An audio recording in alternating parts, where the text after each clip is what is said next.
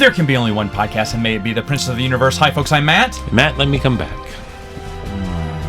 You're trying to replace me, but it's not going to happen. Yet.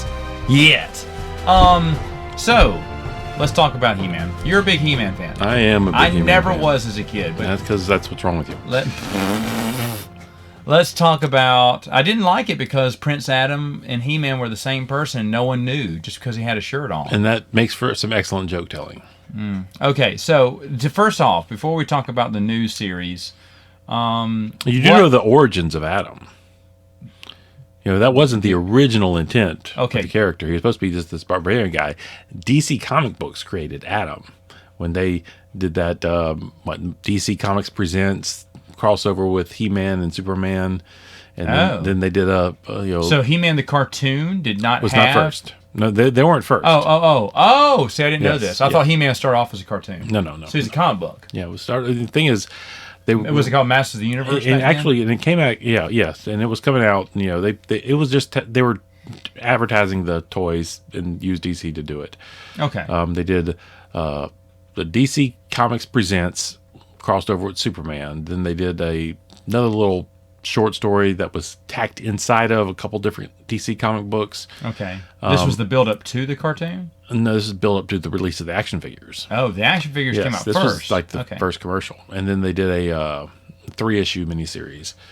But, you know.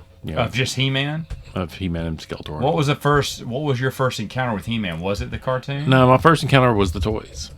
The toys? Yeah. And so I went to visit the toys. I went to visit a friend of my brother's house, and he had the toys, and they just mesmerized me. They were the coolest things I'd ever seen. And then I started cutting yards and saved up money, and I bought some figures. Okay. So you just thought they were cool. They're pretty awesome toys. Because we should say that you are a Conan the Barbarian fan. So this is very Conan. It's hard to say how much I was a fan of Conan at that time, because this was. Oh, really? The thing is, this is post Arnold Schwarzenegger Conan, but I'm 6-7 years old at this time. So I'm looking at the comic book right now. So Superman is being controlled by Skeletor on the cover. Not controlled, attacked, and defeated, and He-Man has to save Skeletor. As long as Skeletor magically controls me, I must attack He-Man. It definitely plays on the whole, Superman weakness being magic. Magic. Yeah, which is why He-Man would easily defeat Superman in any battle. Is that what happens? He-Man has to save Superman. Because oh, okay, that's one of Superman's weaknesses. So, but they fight and Superman wins. No, they don't fight in those books. Oh, too bad. So, they might have. It's been a while since I've read those. So the cartoon comes out. All right, after you have action figures to play with. Yes. And so you see this cartoon and love this cartoon. Still love it to this day. Really. How many seasons did he go? I mean, He-Man was... This is Kenner, right? Mattel. Oh, Mattel. Yeah, I knew that. Mattel. The He-Man, I want to think it's just officially 2 seasons, but it's like 130 episodes, because it was a daily show. Right. And so there's a lot of episodes per season. And that's true. Yeah, it was a Monday through Friday show. And then it was followed up with She-Ra, and that went another... Did you watch She-Ra? I did. Oh. I remember the She-Ra toys coming out and thinking they were stupid. Yeah. And then they did the Secret of the Sword. I was like, oh, that's his sister, and She-Ra became awesome. Oh, you're related to He-Man. Never mind. I like you. You're cool.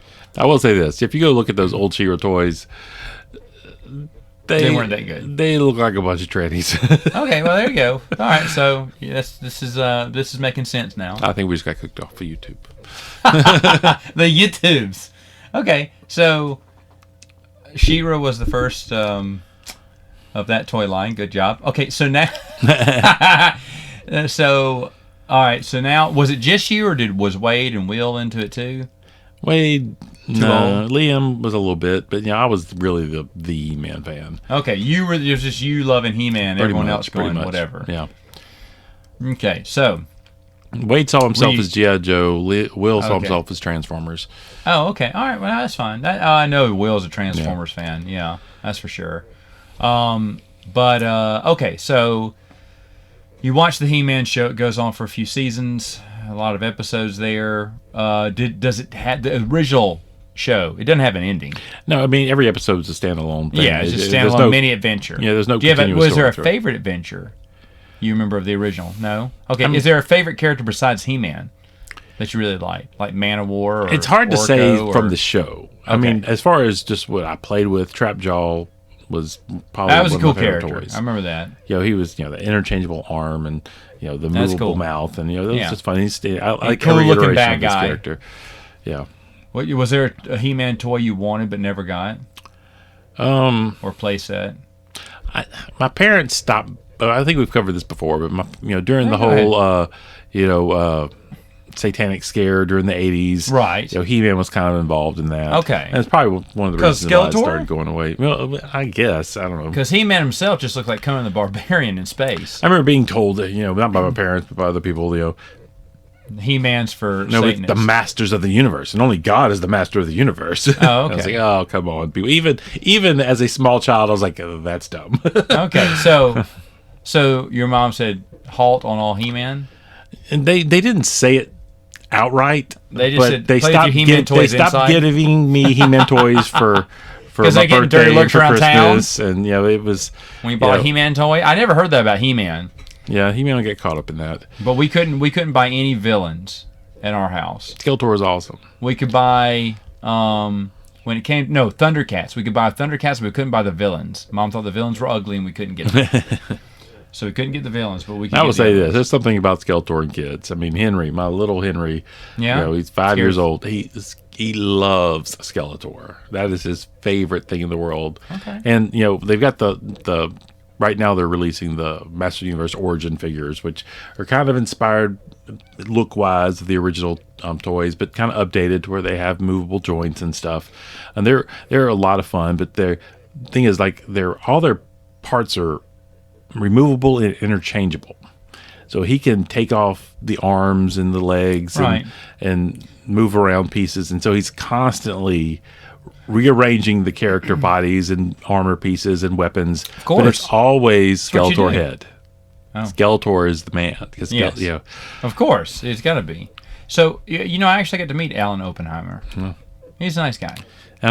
Go back and watch the old He-Man. I mean, Skeletor is fantastic in that show. He's hilarious. Yeah. It holds up. Yeah, I know. And then Robot Chicken even delivered better on it. So we talked about this, last week. Not on the podcast, but just to each other. So at the time, we hadn't, the last episode, he had not seen it yet. Now he's seen it. This one's coming out weeks later because we're going to do spoilers, by the way. Yeah. All spoilers. You've had plenty of time to see it and complain about it. So now we're going to talk about what's it called? Revelations? Yes. Okay. So you're leading up to it, you were worried. You were praying it was going to be good, but you were also a little bit worried. The first season of She-Ra and stopped, and I was like, oh. So that was terrible. That was terrible. Okay. So then you're a little scared, right? Thing is, the She-Ra show, it's good storytelling. It was captivating for what it was, but what they did to the characters was a travesty. Okay. And that's what you had the problem. And that's a good problem to have there. Yeah. Okay, so now we get to this one. It's leading up to it. You're excited. Do they still make He-Man comic books? I'm guessing they do still. Off and on. I mean, DC Comics. Has there been anything good between now and the original? Oh yeah, TV? Yeah. What? Yeah. I mean, well, the thing is, in the early 2000s, they had a TV run that went about 30 something episodes, and that's really good. It's the Mike Young Productions. They call it 2000X. There was a toy line and all that at the time. Okay. Then they came out with the Master Universe Classics run of figures, which probably is the best toy line, but it got kind of cost prohibitive towards the end there, and so I wasn't able to keep up with that. Okay. And comic book wise, during the 2000X series, there was some comic books came out, and those were really good. Not a whole bunch, but they had decent ones, and really, they did some origin issues for the villains, and the Trapjaw issue is probably one of my favorites. It's just a fantastic origin issue for Trapjaw, and how he became the way he is. And really, and that's kind of set the tone, because even in the current line, they're doing toys based off of that transformation. Really? Is that big? Well, you've got they've done it's toy line. The Cronus figure. Still Mattel? No, Mattel is around. Yeah. Mattel's still around? Mattel. Oh, holy cow. They own Barbie. They still got some stuff. Oh, that's right. They do. That's their big one. And they've always wanted to bring He-Man back, because He-Man just captures the mind of children, as I see repeatedly with my kids. It doesn't matter which Conan the Barbarian. He's an old character, and he still gets revivals every once in a while that he keeps coming back. Books, comic books, he just keeps coming back. Did you ever read any of those Savage Swords? No, we've covered that. Yes, I've read all the original Conan books. Well, people haven't seen the other episodes before, so maybe they haven't heard them. That's true. Need to be reminded. Way to be a jerk about it. So you're a big Conan fan. I didn't know that. Well, I'm watching Chuck Dixon's channel. He wrote a lot of those, and I didn't realize. He said it was perfect. It was just a perfect setup for him. He's a big Conan fan. He's a fun character. Just he's Conan done right. The thing is that I love the Arnold Schwarzenegger movie, but it's that he's not really Conan in that. Right. Jason Momoa Conan movie is not a good movie, but he plays the character more true to the character. I mean, Conan is a jovial character who will kill you at the drop of a hat. Right. The comic books were fantastic. I've not read all the Marvel comic books, but they looked really good. Chuck Dixon also said the artwork is the most stunning he's ever worked with before. He said just everything that he would just write down, here's the scene. He said it was like, what about this? He went, that's better than, that's not what I said, that's better. I like that better. Do that. Yes, something like that. He said he was just so articulate. And he said that's what made, he said you'd look at the cover and instantly a kid would just grab it just because of the cover. Yeah. Just looks so awesome. And He-Man really was Mattel wanting to do it, capitalize on Conan. Why not? He's popular. Well, really, from the rumors start off that they wanted to do a Conan line because of the movie, and couldn't do it, they couldn't get it, so they made their own thing. And actually, and we'll cover it during the review of the show, that the original character design for He-Man, is this barbarian looking guy that he had a hat with the little two horns coming off the top of it, and they introduced him into the toy line with the classics, which did a really good job of grabbing a lot of old even unused character designs and made toys out of them just for the heck of it. And they actually used that character. They now call him Vicor. They put him in the Revelations show. That was nice to see. Nice. You told me this. Stinkor? I can't think of his name. He has a cameo. That's nice. Voiced by Jay. That's nice. Jay. Oh, really? Jay's oh, wow. Wow, okay. Does Kevin Smith lend his voice? Not that I know of. Okay. They do, I guess we'll go ahead and get into it. They do bring in Alan Oppenheimer. Yeah, he plays Mossman. That's nice. Was that one of his? I know he did Skeletor, but did he also do Mossman, or they just said nope? You're old. We don't want you to be Skeletor, but we want you to be. They wanted to bring him back, but as far as the reasoning, I couldn't tell you. Okay. I haven't read anything. Mossman's got a small role, but important role in the show. Okay, all right. So I don't watch it. I'm not a He-Man fan. I never was. I just thought it was stupid. And I watched whatever competing cartoon came out at that time. So I'm with Wade and Will on that, because we kind of liked G.I. Joe, but we didn't. We'd watch it, but it wasn't our number one. Transformers, G.I. Joe cartoon, and even Transformer cartoon, in my opinion, those don't hold up as well as the old He-Man cartoon. Oh, I'm sure. Well, I don't know about the He-Man cartoon, but I know the Transformers cartoon probably doesn't hold up as well. But the thing is, though, I was more of a Transformers guy myself, and maybe that was the competing cartoon that came. See, some of these came on at the same time, just different channels, and you had to choose. You had to make a choice, and so a lot of cartoons, people took their picks on that one too. So I never watched. I had no interest in it. I kind of feel exactly like Kevin Smith did years ago. I don't care about He-Man. Now we discussed this, and I discussed this to a buddy of mine who hates the new He-Man stuff. But he even knows. I got him to admit, well, so what? He lied. You say, well, if he lied, that he didn't like He-Man. Now he does. It's Hollywood. It's a job. I mentioned this to him, and he agreed. But Gary Whitta, who wrote Rogue One, okay, Gary Whitta pissed all over the prequels. I mean, constantly on Twitter, constantly saying how the series has fallen off. It's no good anymore. It's a dead franchise. Move on. It's so off. And then it kept going on how bad, it's out of ideas now. It's no good. Okay, then he gets the job. And he says he's so happy to be part of this legacy. Star Wars is forever. It's just so good. It's a 180. And the thing is, though, it's Hollywood. It's Hollywood. Yeah, it's Hollywood. Now, what was Kevin Smith's original quote? Was it that he said hated it, or he just didn't care? He said on an episode of Comic Book Man, he says that He-Man just never was his thing, man. Okay. He said that just wasn't for me. So he just didn't care. All that. He didn't think it was cool. He was too old for it. Yeah, oh yeah, definitely. It was not made for his age group. So I mean, I could completely. It's completely understandable that was something that completely passed him by because he wasn't the right age for it. But for everyone complaining that, well, he said he didn't like it, and there's another quote I'm probably missing that he said he didn't like it. Well, the thing is though, it's Hollywood. You sing a different tune. Gary Whitta has, and a billion other people have. When they say, "Oh, I don't like that," and then they become part of it, they go, "This isn't bad. I really like this." Blah, blah, blah. Yeah, you. No, I would say this. The thing is, anybody who knew of He-Man's existence, if you knew He-Man existed, but you were too old for it at the time, you're not going to care. And his comment to me sounds like someone who never was invested in the background at all, and just knew it as that cartoon that I was too old for, and so he didn't care. Yeah. And so, but what appears, and I think it shows on the page, when he is invested into the lore, introduced to the characters, can find a love for him, even though at some point in the past, publicly stating, didn't care.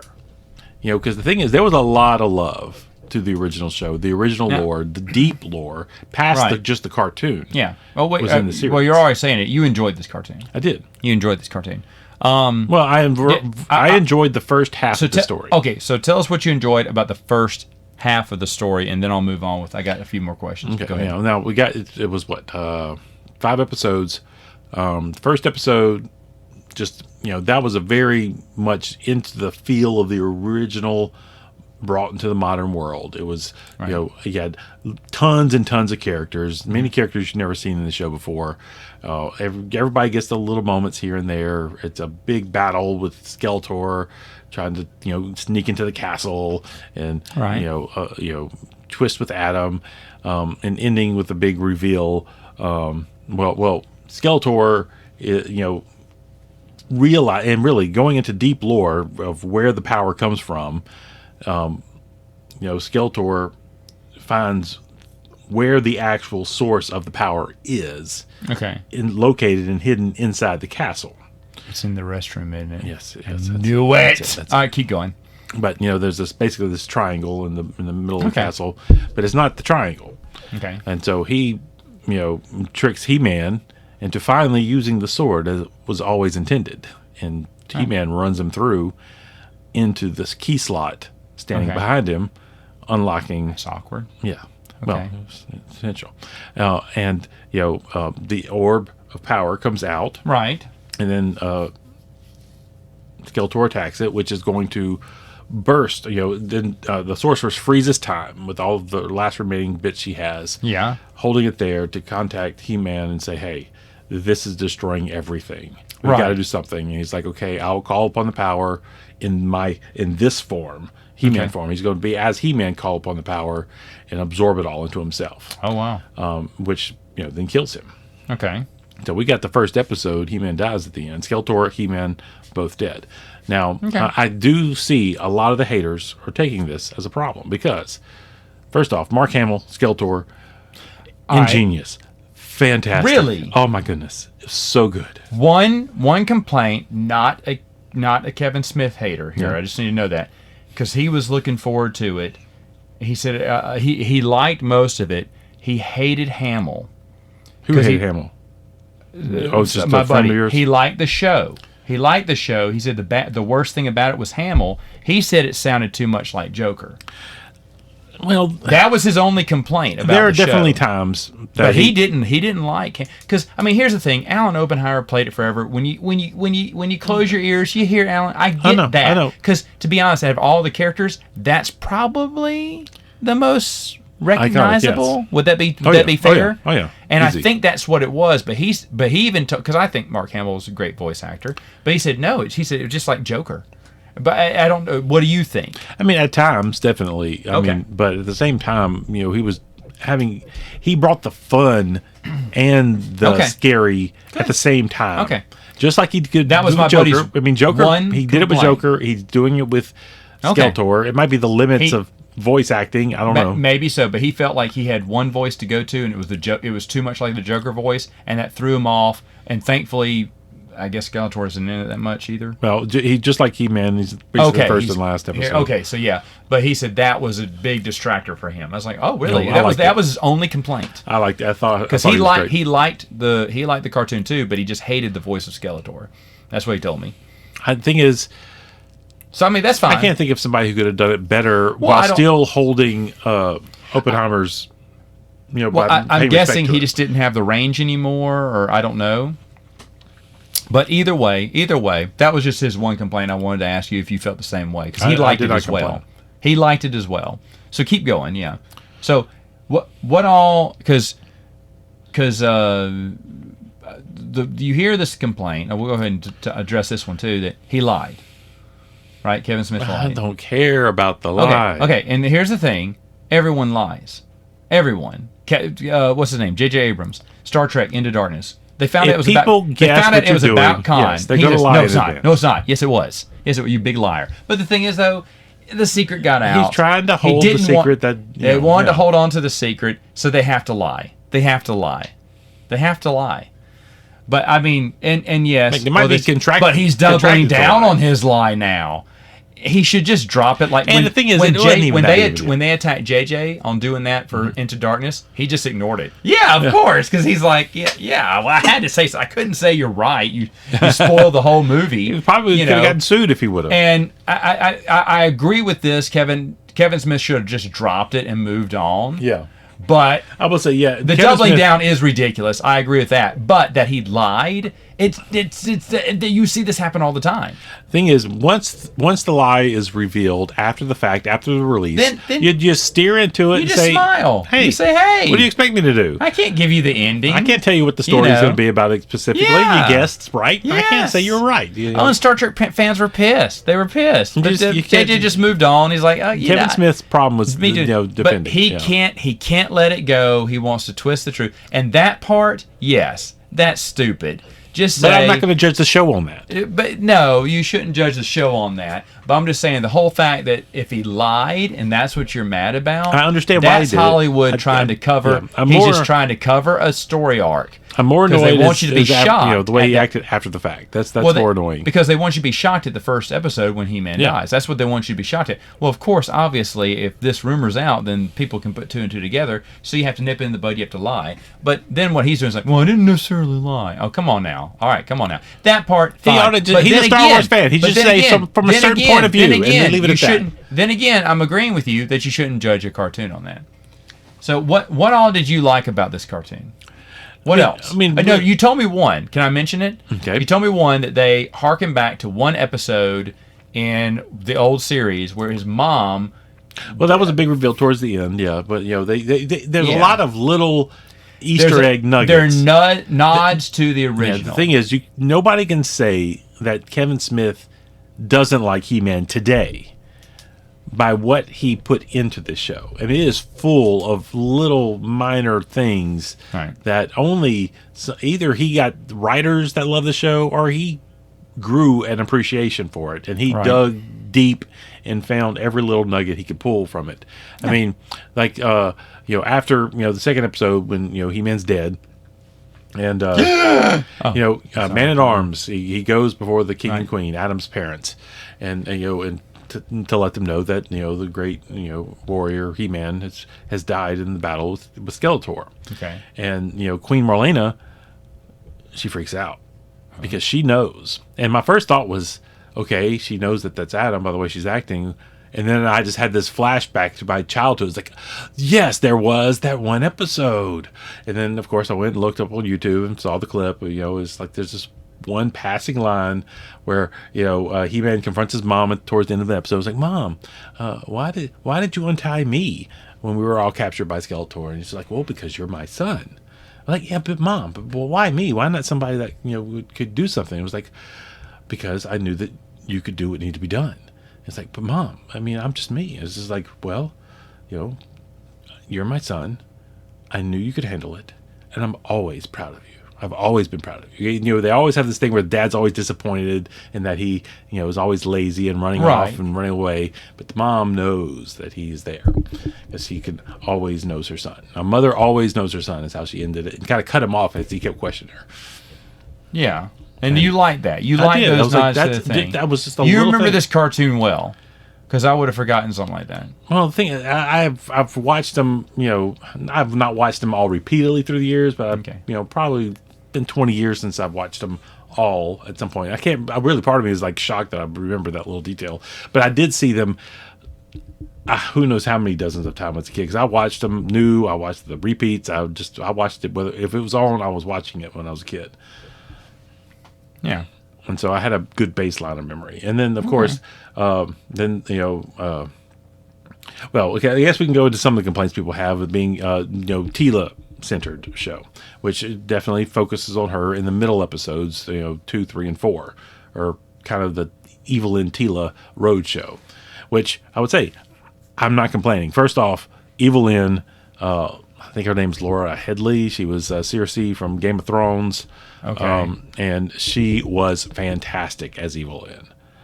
I mean, she was so she evil did good. and then becoming likable all at the same time.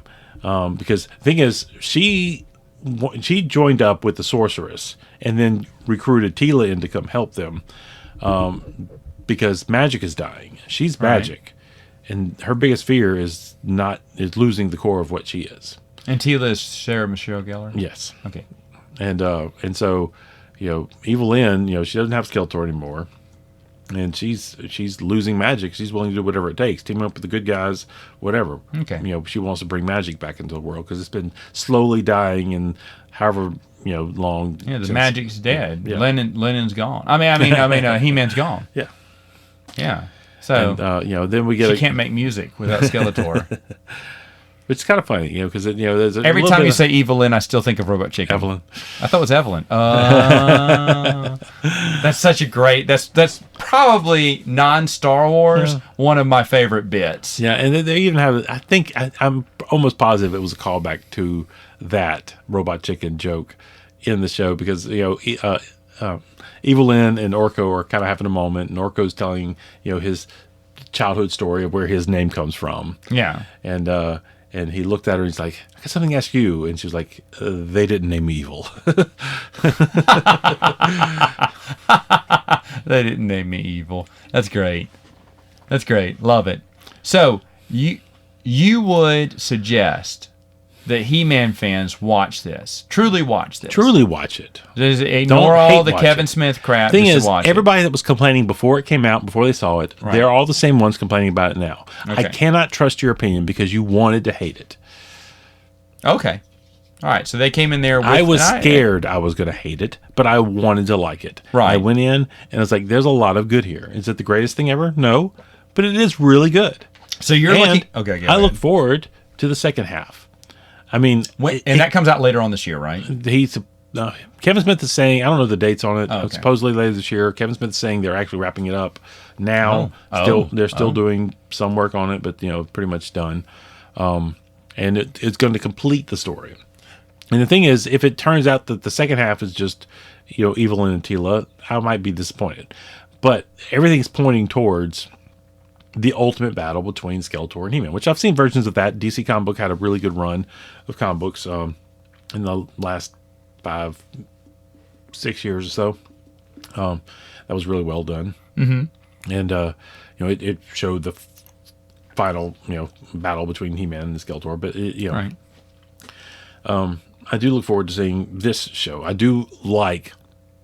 like the end with Skeletor, Adam, calling upon the power to bring back magic. He's using this to call back power, bring it back into the world, and just as Skeletor, uses that same opportunity to revive himself because he hid his essence in Evelyn's wand, which is why it maintained magic. She didn't realize this. Her wand still had some magic. Not a lot. It wasn't super strong, but it had some magic to it still. So that's why it still was there. But then Skeletor, during the He-Man starting to call upon the power, gave Skeletor the ability to revive himself and stab Adam as he called upon the power, and then step in, grab the sword, and raise it aloft and say the magic words. Skeletor has the power. Skeletor ends with gaining the power. Oh. To be continued. To be continued. Is there a post-credit scene? No. The post-credit. Is that where Stinko is? Stinko was in the second episode. Okay. All right. Teela is a bounty hunter. She rejected because of the lies of with Prince Adam and her dad and everybody knowing except her. She got mad. She rejected that life and she went off on her own, became a bounty hunter, living out, doing her thing on the side. Good for her. So Evelyn then hires her to do a job and then hires her to come bring back the magic. Good for her. Good for her. I'm glad you liked it though. There you go. So there you go. Yeah. So give it a shot. Give it a shot. It is. Just ignore what you're hearing about it. Just give it a shot. If you still hate it, that's fine. If you don't like He-Man, like I don't care about him, then don't watch it. And the thing is, you might like it because you don't have any investment.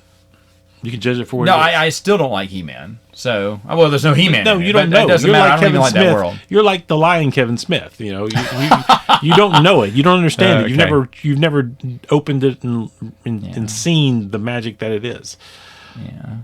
I think I don't like it because I don't like women. Strong female leads, maybe. Maybe that's why you hate the Alien movies. That's why I hate the Alien movies. Yes. I hate the Alien movies. I hate a run, die, fight. They say Princess Leia isn't a strong female lead, I guess. They keep saying that.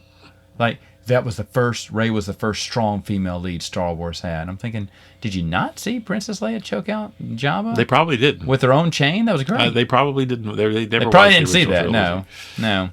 But anyway, all right. So there you go. There's our thoughts on He-Man. And good stuff. Yeah. Look forward to seeing how it concludes. Now, I do hold my opinion open to see how he ends it. Now, this is the first half of the story. He might not end it well. Yeah. We'll find out. All right, folks. We'll see you next time on Princes of the Universe.